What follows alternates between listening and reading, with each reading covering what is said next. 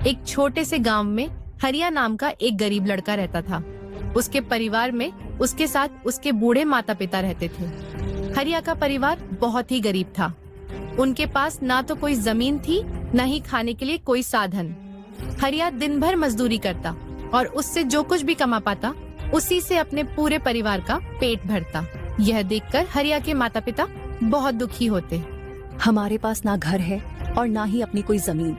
हमारा बेटा दिन भर दूसरों के खेतों में मजदूरी करता है और उसके बदले भी उसे बहुत कम पैसे मिलते हैं। हम दोनों अपने बेटे पर बोझ बन रहे हैं। परेशान मत हो कुंती, हमारा बेटा बहुत मेहनती है, भगवान सब देख रहा है। हरिया ने कभी किसी के साथ गलत नहीं किया, वह ईमानदारी से मेहनत करता है।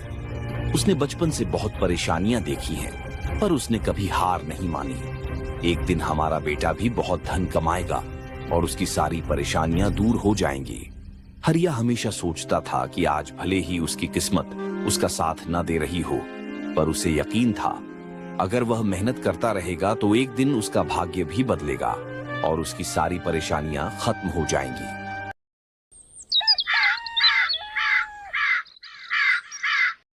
एक दिन हरिया लालाराम जमींदार के खेत में काम कर रहा था। लालाराम पास के एक पेड़ के नीचे बैठा था। सोहन अपने काम में लगा हुआ था। तभी उसने देखा कि लालाराम बहुत ही उदास है और गहरी चिंता में डूबा हुआ है। लालाराम को उदास देख हरिया तुरंत उसके पास गया और बोला, क्या हुआ मालिक? आप बहुत उदास लग रहे हैं। मुझे ऐसा लग रहा है जैसे आप किसी गहरी चिंता में हैं। कुछ हुआ है?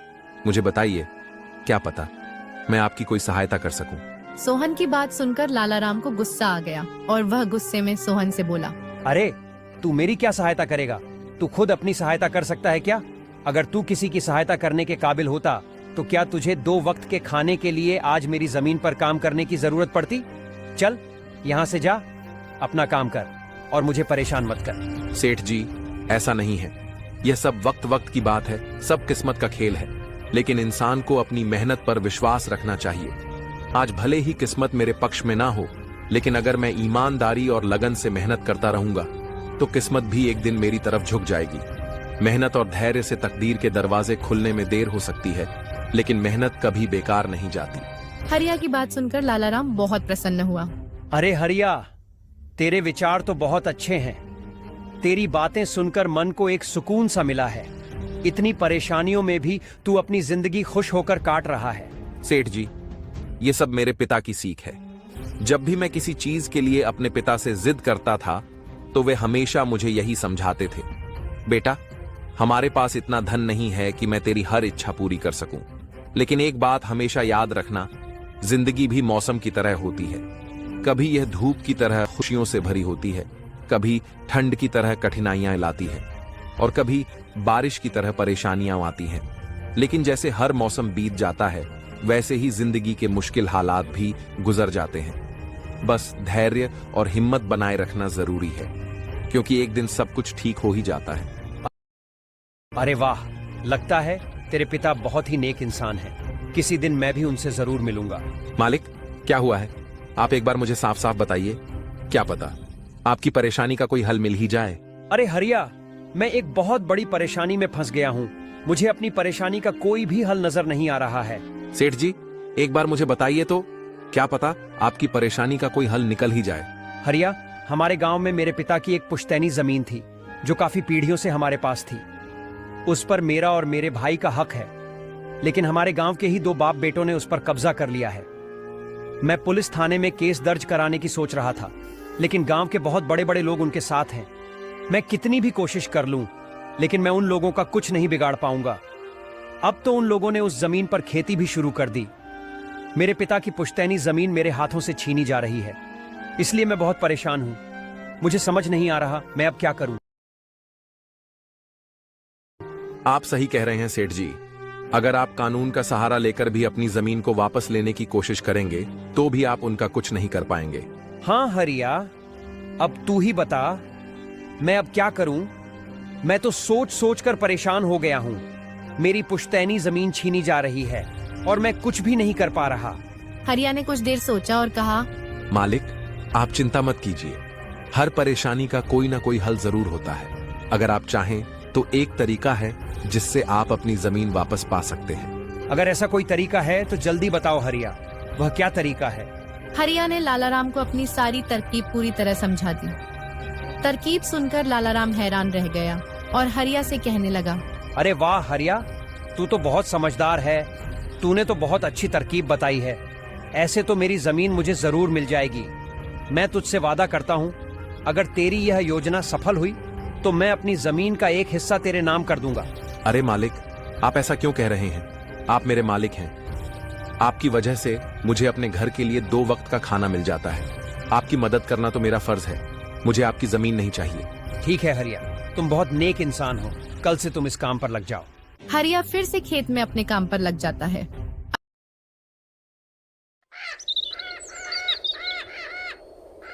अगले दिन हरिया रामू और विनोद नाम के उन बाप बेटों के पास पहुंच जाता है जिन्होंने लालाराम की जमीन पर कब्जा कर रखा था। नमस्कार सेठ जी, मैं यहाँ से गुजर रहा था तो पास के लोगों ने बताया कि आपके यहाँ काम के लिए मजदूर की जरूरत है। क्या आपके यहाँ मुझे भी कोई काम मिल सकता है? अरे अरे, कौन हो तुम? तुमसे किसने कह दिया कि यहाँ मजदूर की जरूरत है? यहाँ किसी मजदूर की जरूरत नहीं है। सेठ जी, मैं एक मजदूर हूँ। पास के गांव में रहता हूँ। काम की तलाश में इधर उधर भटक रहा हूँ। हर दिन कहीं ना कहीं काम मिल जाता है।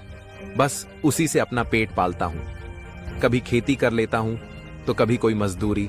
ये तो ठीक है, पर हमारे यहाँ फिलहाल कोई काम नहीं है। सेठ जी, मैंने तो सुना है कि आप लोग इस गांव के सबसे बड़े जमींदार हैं। आपके पास बहुत सारी जमीन है, इसलिए आपके यहाँ हमेशा मजदूरों की जरूरत रहती है। इसी वजह से मुझे लगा कि यहाँ मुझे कोई ना कोई काम जरूर मिल जाएगा।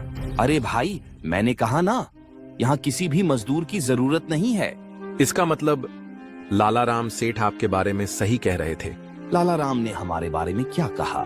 अरे कुछ नहीं सेठ जी, चलिए तो मैं चलता हूँ। आपके यहाँ तो कोई काम नहीं है, मैं अपने लिए कहीं और कोई काम देख लेता हूँ। हरिया वहाँ से जाने लगता है। तभी रामू और विनोद उसे रोक लेते हैं। अरे भाई, इधर आओ, शायद तुम्हारे लिए हमारे पास एक काम है। हरिया तुरंत उनके पास चला गया और बोला, धन्यवाद सेठ जी, बताइए क्या काम है? आप जो भी काम बोलेंगे मैं हर काम करने के लिए तैयार हूँ। आखिर बूढ़े माँ बाप का पेट पालना है। अरे सब्र रखो, काम तो हम तुम्हें बता ही देंगे। पहले यह बताओ कि लालाराम हमारे बारे में क्या कह रहा था? सेठ जी, मैं पहले लालाराम सेठ के यहाँ काम करता था, पर वह बहुत ही कंजूस और बदतमीज आदमी है। मैं वहाँ दिन रात मेहनत करता था, लेकिन इतनी मेहनत करने के बाद भी वह मेरी सही मजदूरी नहीं देता था। इसी बात पर कल मेरी उससे बहस हो गई थी। फिर क्या हुआ? लालाराम ने हमारे बारे में क्या कहा? जब मेरी सेठ लालाराम से बहस हो रही थी, तब उसने मुझसे कहा कि पूरे गांव में उससे ज्यादा मजदूरी कोई नहीं देता। तो मैंने गुस्से में कह दिया कि गांव के सबसे बड़े जमींदार रामू सेठ और विनोद सेठ सबसे अच्छी मजदूरी देते हैं, इसलिए उनके यहाँ हमेशा काम करने वालों की भीड़ रहती है। हाँ भाई, बिल्कुल सही कहा था। आखिर हम गांव के सबसे बड़े जमींदार हैं। हमारा फर्ज है कि जो भी मजदूर हमारे यहाँ काम करता है उसे उसकी मेहनत के हिसाब से सही मजदूरी मिले। वाह सेठ जी, आपने बहुत अच्छी बात कही। लालाराम सेठ कभी भी आपकी बराबरी नहीं कर सकता। वह तो शायद आपके जितना भी नहीं सोच सकता। रामू और विनोद हरिया की चापलूसी से भरी बातों में आ जाते हैं और उसे अपने यहाँ काम पर रख लेते हैं। चलो अब काम की बात करते हैं। तुम एक अच्छे इंसान लगते हो। हमें अपने खेत पर काम करने के लिए तुम्हारे जैसे ही एक मजदूर की जरूरत है। कल से ही काम पर आ जाना।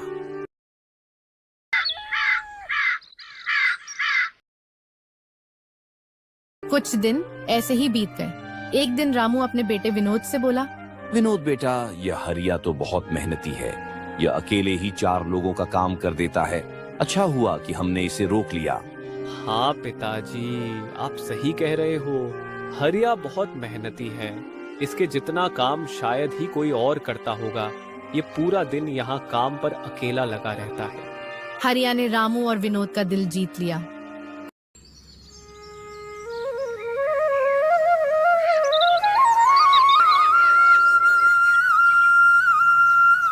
कुछ दिन और बीत गए।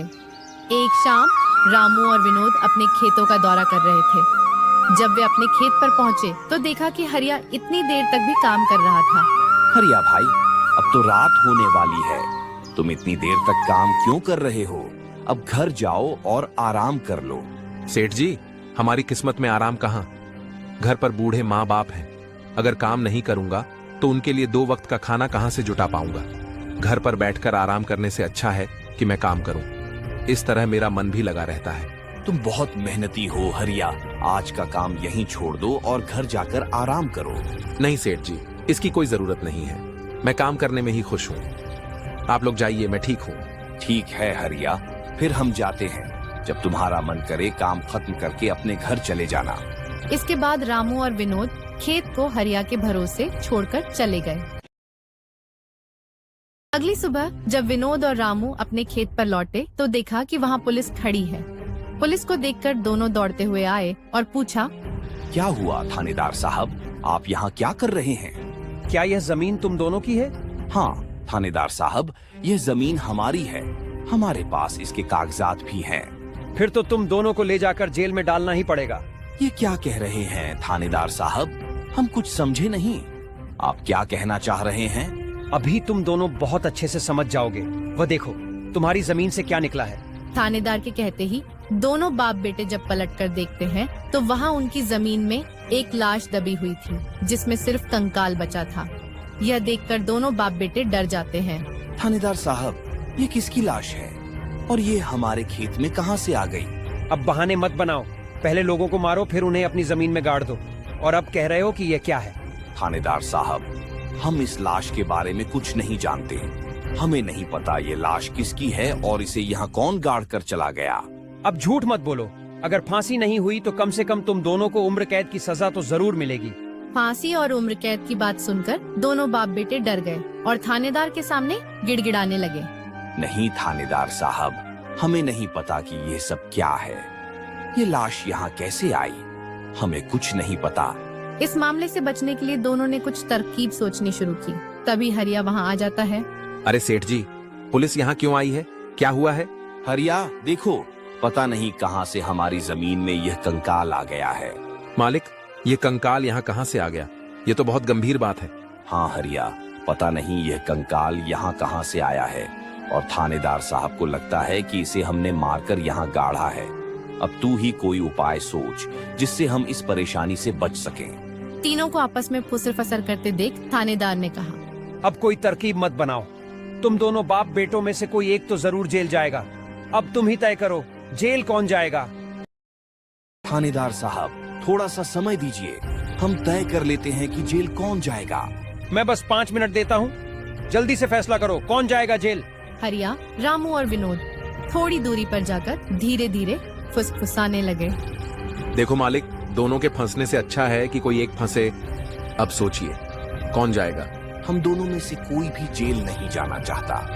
हरिया भाई, कोई उपाय सोचो जिससे हम दोनों इस मुसीबत से बच सकें। मालिक, एक बात कहूं, इस कंकाल को देखकर ऐसा लगता है कि इसे काफी महीने पहले जमीन में दबाया गया होगा। रामू फांसी की बात सुनकर पहले ही डर गया था और हरिया की बात सुनते ही उसने फटाफट पूरी कहानी हरिया को बता दी। क्या क्या कहा मालिक? आपने ये जमीन हड़पी थी? मुझे कुछ समझ नहीं आ रहा, जरा साफ साफ बताइए। रामू ने जमीन हड़पने की पूरी कहानी हरिया को बताई। पूरी कहानी सुनने के बाद हरिया ने कहा, मालिक, मेरे पास एक तरकीब है जिससे सांप भी मर जाएगा और लाठी भी नहीं टूटेगी। जल्दी बताओ हरिया भाई, क्या तरकीब है? एक काम कीजिए मालिक, आप सबसे पहले जाकर थानेदार को बताइए कि यह जमीन सेठ लाला राम की है।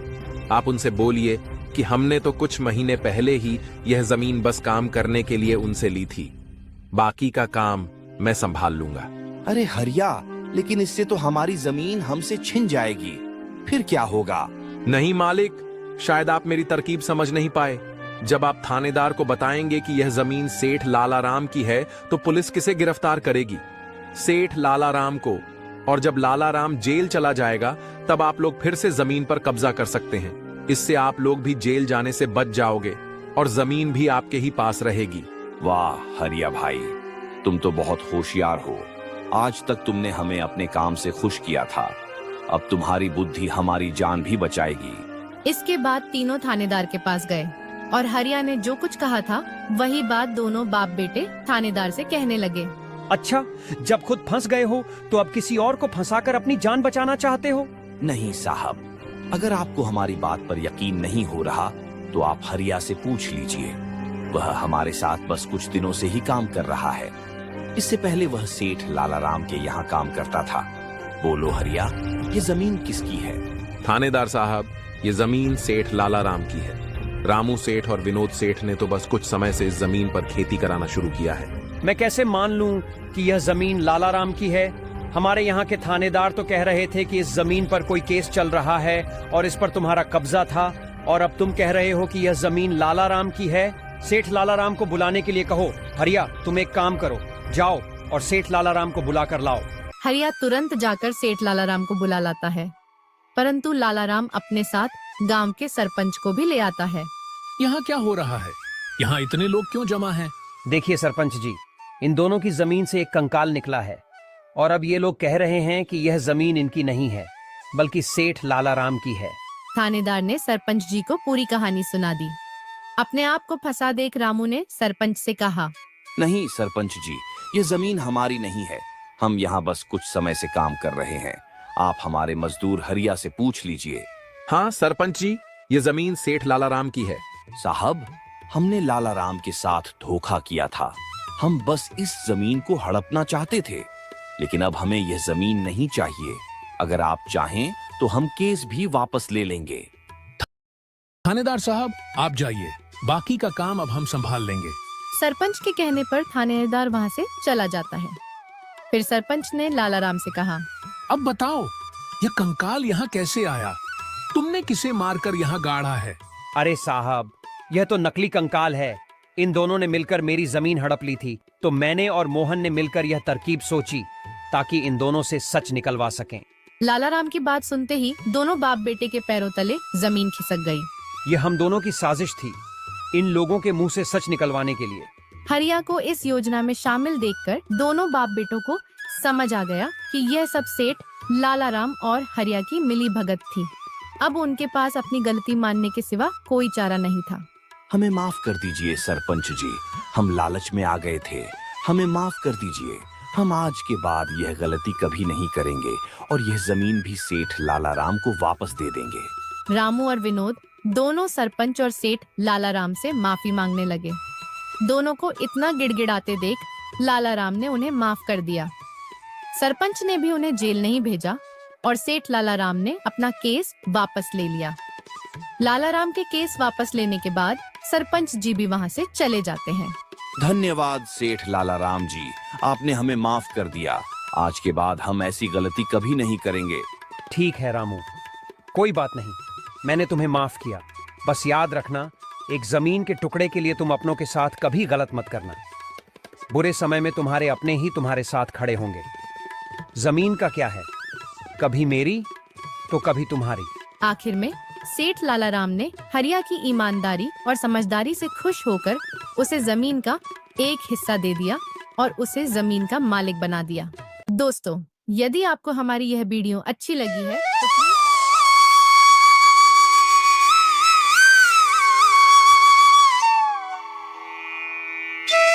माधवपुर गांव में एक बहुत ही गरीब माँ बेटे रहते थे। बेटा माधव, मेरी नौकरी चली गई है। लाला सेठ अब गांव छोड़कर शहर जा रहे हैं, तो इसलिए मेरा काम छूट गया है। तू अब कोई काम धंधा कर ले, क्योंकि मैं तो बहुत थक गई हूँ और अब मुझसे नौकरी भी नहीं होती। माँ, मैं सोच रहा हूँ कि मैं भी शहर चला जाता हूँ और वहाँ जाकर कोई काम धंधा कर लेता हूँ। नहीं, तू कहीं नहीं जाएगा। वैसे भी तेरे पिताजी तो अब रहे नहीं, मैं यहाँ किसके साथ रहूंगी। माँ, हम दोनों शहर चलते हैं, मैं वहाँ जाकर कोई काम धंधा ढूंढ लूंगा। नहीं, ये घर तेरे पिताजी की आखिरी निशानी है। मैं मरते दम तक इस घर को कहीं छोड़कर नहीं जाऊंगी। तू यहीं इसी गांव में कोई काम धंधा देख ले। माँ, मुझे सिर्फ समोसे बनाने ही आते हैं, उसके अलावा मुझे कोई और काम नहीं आता है। जैसे पिताजी समोसे बनाते थे, मुझे भी बस वही बनाने आते हैं। ठीक है बेटा, तू भी बाजार में समोसे का ठेला लगा ले, इससे घर का गुजारा हो जाएगा। ठीक है माँ, मैं फिर जाकर वही करता हूँ। माधव जल्दी जल्दी समोसे का ठेला लगाने की तैयारी करता है और बहुत सारे समोसे बनाता है। अरे वाह बेटा, वाह वाह बेटा, खुशबू तो बहुत अच्छी आ रही है। तू बिल्कुल अपने पिताजी की तरह समोसे बनाता है। हाँ माँ, ये समोसे बनाने मैंने पिताजी से ही सीखे। देखना माँ, मैं जल्दी जल्दी बहुत सारे समोसे बेचकर घर की सारी परेशानियाँ खत्म कर दूंगा। हाँ बेटा, देख लियो, अब सब ठीक हो जाएगा। माधव के ठेले पर बहुत सारे ग्राहक खड़े होते हैं, लेकिन नंदू हलवाई की दुकान पर सिर्फ मक्खियों के अलावा और कुछ नहीं होता। अरे ओ माधव भाई, जरा एक समोसा तो और देना, क्योंकि एक समोसा खाने पर तो मेरा मन ही नहीं भर रहा है। देता हूँ, आराम से बैठकर खाइए। बहुत गरम गरम समोसे हैं, कहीं भैया आपका मुंह ना जल जाए। ठीक है भैया, आप दे दो, हम आराम से बैठकर खाएंगे।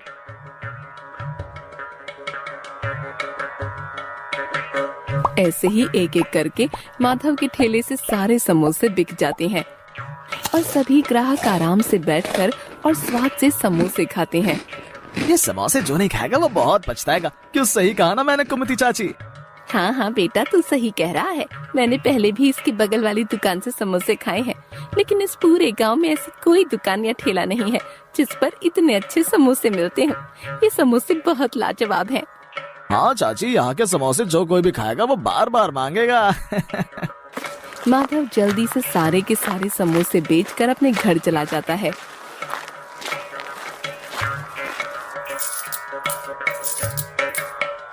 आपको पता है कि एक समोसा खाकर भी किसी भी ग्राहक का मन नहीं भरता है। मुझे तो लगता है कि शायद हमारा समोसे का ठेला यहाँ चल जाएगा। हाँ बेटा, तू सही कह रहा है, हमारा ठेला यहाँ चल जाएगा। हाँ माँ, लेकिन ये चिल्लर मैं कब तक ऐसे रोज रोज गिनूंगा? माधव बेटा, बूंद बूंद से ही घड़ा भरता है। तू चिंता मत कर, जल्द ही हमारे भी बहुत अच्छे दिन आएंगे और तुझे ये चिल्लर नहीं गिननी पड़ेगी। नहीं माँ, मैं तो चाहता हूँ कि मैं जल्द से जल्द बहुत सारे नोट गिनूं। ये चिल्लर अब मुझसे गिने नहीं जाते हैं। बेटा, ऐसे रातों रात बड़ा आदमी नहीं बना जाता। तू समझ, धीरे धीरे करके ही हम सारी परेशानियों को दूर कर पाएंगे। हाँ माँ, मैं समझ गया हूँ कि अब क्या बोलना चाह रही हो। शायद माँ तुम सही कह रही हो।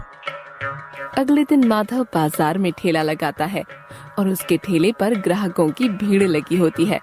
ये देखकर नंदू हलवाई अपने कारीगर छोटे लाल से कहता है, देख रहे हो छोटे लाल, सभी ग्राहक कैसे दौड़ दौड़ कर उस नए समोसे वाले के पास जा रहे हैं और मेरे पास कोई भी नहीं आ रहा है। लेकिन ये भूल गए हैं कि जो पुराना होता है वही अच्छा होता है। बाकी तो बेकार सामान मिलाकर समोसे बेच रहे हैं। ये सब बातें नंदू माधव को सुना रहा होता है। लेकिन मालिक, यहाँ तो सभी लोग उस ठेले वाले के समोसे की तारीफ कर रहे हैं। हाँ अभी तो सही है, लेकिन कल को जब सबका पेट खराब होगा ना, तब सबको पता लगेगा कि किसके समोसे बेकार हैं और किसके समोसे अच्छे हैं। नंदू ये सब बातें माधव को सुना रहा होता है। ये सब सुनकर माधव गुस्से में अपने मन ही मन में बोलता है, ये बस मेरे काम को बंद करने के लिए झूठी अफवाह फैला रहा है। ऐसा करने से मेरे समोसे बेचने का धंधा बंद नहीं हो सकता है। मुझे पता है कि जो भी सच्चाई के रास्ते पर चलता है उसके साथ कभी कुछ गलत नहीं हो सकता है। जो बुरा करता है भगवान उन्हें वक्त आने पर सही जवाब दे देता है। सरपंच नंदू की दुकान के आगे आकर रुक जाता है। आइए आइए सरपंच जी, क्या चाहिए आपको, मुझे बताइए। आइए, मेरे पास सब चीजें हैं, अच्छी और शुद्ध। कोई भी मिलावटी वाली चीज मैं नहीं रखता हूँ। अरे नहीं रे, मैं तो माधव समोसे वाले का ठेला ढूंढ रहा हूँ। मैंने सुना है कि उसके ठेले पर स्वादिष्ट समोसे मिलते हैं। तुझे पता है क्या कहाँ पर है ठेला उसका? नंदू और सरपंच की बातें सुनकर माधव सरपंच को अपने ठेले के पास बुलाता है और कहता है, आइए सरपंच जी आइए, मैं ही हूँ माधव समोसे वाला। क्या तुम ही समोसे वाले माधव हो जिसके समोसे पूरे गांव में मशहूर हैं? जी सरपंच जी, आप बिल्कुल सही जगह पर आए हैं। आइए बैठिए, थोड़ा ठंडा पानी पीजिए और समोसे खाइए। हाँ ठीक है, मैं बैठ जाता हूँ। मैंने तुम्हारे समोसे की बहुत तारीफ सुनी है, इसलिए मैं यहाँ पर तुम्हें बहुत बड़ा ऑर्डर देने आया हूँ। 2 दिन बाद मेरे बेटे का जन्मदिन की पार्टी है, इसलिए मैं तुम्हें 1000 समोसे का ऑर्डर देने आया हूँ। सरपंच के ऑर्डर के बारे में सुनकर नंदू के तो होश उड़ जाते हैं।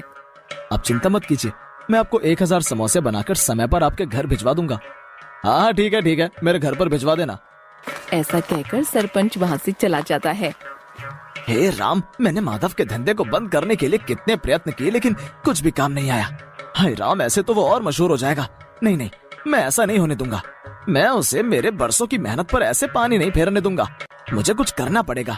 क्या करूं समझ नहीं आ रहा है कि मैं ऐसा क्या करूं जिससे एक तीर से 2 निशाने लग जाएं।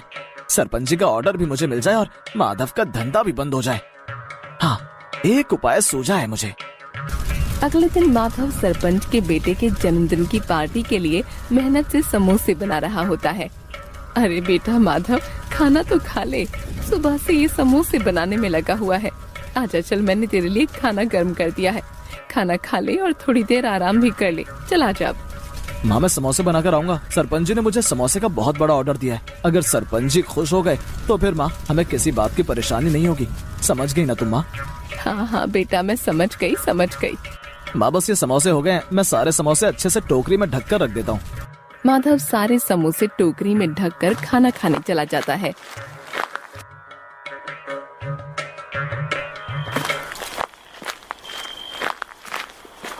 हाँ यहाँ बना रखे हैं इसने समोसे। अभी इन समोसे को ठिकाने लगाता हूँ। नंदू अपनी पॉकेट में से एक शीशी निकालता है और सारे समोसों पर छिड़क देता है। मजा आएगा। अब देखता हूँ माधव सरपंच के यहाँ समोसे कैसे देकर आता है। सुबह होती जब माधव ये सब देखेगा तो उसकी शक्ल देखने वाली होगी। नंदू के समोसों पर दवाई छिड़कने से सारे समोसे सड़ जाते हैं और उनमें से बदबू आने लगती है। अगले दिन माँ, ओ माँ, मैं सरपंच जी के यहाँ समोसे देने जा रहा हूँ। माधव जैसे ही समोसे उठाने के लिए बाहर आता है, समोसों में से आ रही बदबू को देखकर वो एकदम हक्का बक्का रह जाता है। अरे माँ, ओ माँ, देखो देखो ये समोसे को क्या हो गया है? अरे अरे बेटा, क्या हुआ? तू ऐसे क्यों चिल्ला रहा है? क्या हुआ? अरे माँ देखो तो, मैंने तो रात को इन्हें ढक कर रखा था, शायद इसलिए इनमें से बदबू आ रही है। हाय हाय, अब मैं क्या करूँ? हाय हाय सत्यानाश! अरे बेटा, अब क्या होगा? माँ मैं सरपंच को क्या मुंह दिखाऊंगा? अब बोलो ना माँ, मैं क्या करूँ? मैंने अब अगर शाम तक समोसे नहीं भेजे तो मेरी बहुत बदनामी हो जाएगी। हाय हाय माँ, अब मैं क्या करूँ? वो दोनों माँ बेटे रो ही रहे थे कि तभी एक बुढ़िया अम्मा उनके घर के बाहर आकर बोलती है, अरे कोई है, जरा मुझे एक गिलास पानी तो पिला दो। बहुत गर्मी हो रही है। बहुत देर से मैंने ना कुछ खाया है ना कुछ पिया है।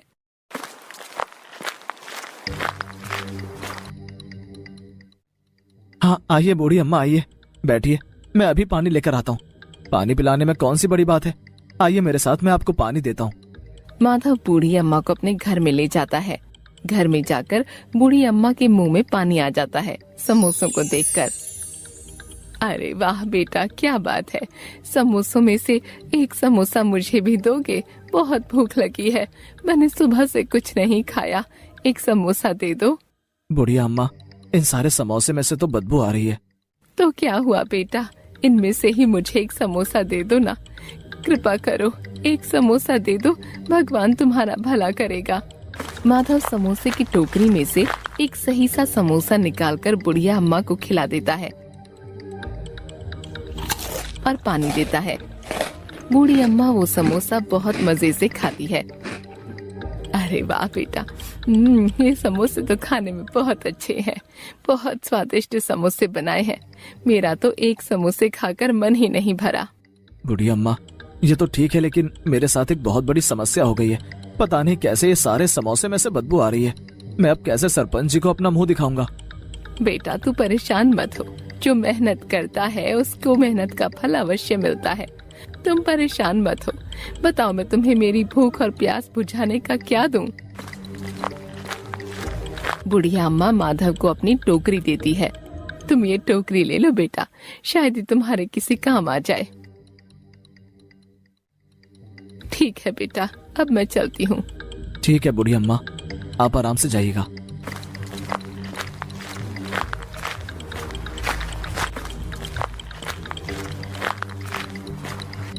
अब इस टोकरी को मैं कहाँ रखूंगा? चलो ठीक है, ये बचे कुछ समोसे मैं इस टोकरी में रख देता हूँ। माधव सारे बचे खुचे समोसे उस टोकरी में रख देता है।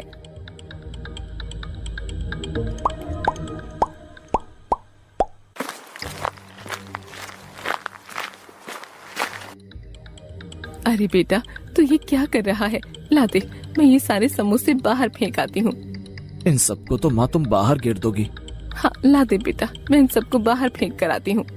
वो एक एक करके सारे समोसे टोकरी में से बाहर निकालता है, लेकिन टोकरी में से समोसे निकलना खत्म ही नहीं होते। ऐसा करते करते उसकी 2-3 बड़ी बड़ी परातें समोसों से भर जाती हैं, लेकिन टोकरी में से समोसे निकलना खत्म नहीं होते। अरे अरे, ये क्या हो रहा है? इतने सारे समोसे कहाँ से आ गए? बेटा मेरे को लगता है कि शायद ये टोकरी कोई जादुई टोकरी है। चल बेटा एक काम कर, जल्दी जल्दी से तू इस टोकरी में से समोसे बाहर निकाल दे और वो सारे समोसे तू सरपंच जी को दिया। हाँ माँ, मुझे भी लगता है ये सब कमाल उन बूढ़ी अम्मा की इस जादुई टोकरी का ही है। ऐसे देखते देखते टोकरी में से 6-7 बड़ी बड़ी परातें भरकर समोसे निकल जाती हैं। बेटा जा तू ये समोसे सरपंच जी के घर दिया। हाँ माँ, मैं ये सारे समोसे सरपंच जी के घर दे आता हूँ। हे भगवान, शुक्र है तेरा, आज तो इस जादुई टोकरी की वजह से हमारी इज्जत जाते जाते बच गई।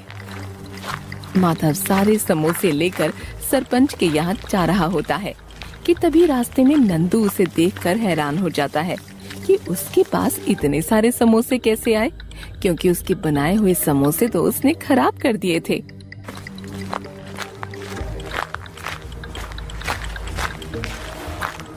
ये लीजिए सरपंच जी, आपके ऑर्डर किए हुए सारे समोसे। क्या बात है माधव, तुमने तो सारे समोसे समय पर बनाकर दे दिए। ये लो तुम्हारी मेहनत का फल। माधव वो सारे समोसे सरपंच को दे देता है और सरपंच उसे पैसों से भरी पोटली देता है। धन्यवाद सरपंच जी। चलो अब तो सारी परेशानियां ही खत्म हो गई। सरपंच जी ने खुश होकर मुझे इतना बड़ा तोहफा दे दिया है। चलो ये जाकर मैं माँ को दिखाता हूँ, माँ बहुत खुश हो जाएगी।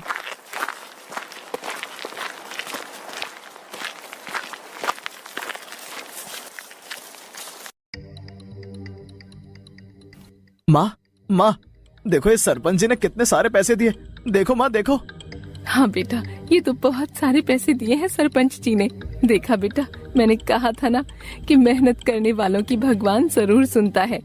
माँ, अब हमारे पास जब ये जादुई टोकरी है तो अब हमें किसी चीज की परेशानी नहीं होगी। अब हमें जब भी समोसे चाहिए होंगे तो मैं इस टोकरी में एक समोसा रख दूंगा और फिर हमें बहुत सारे समोसे मिल जाएंगे।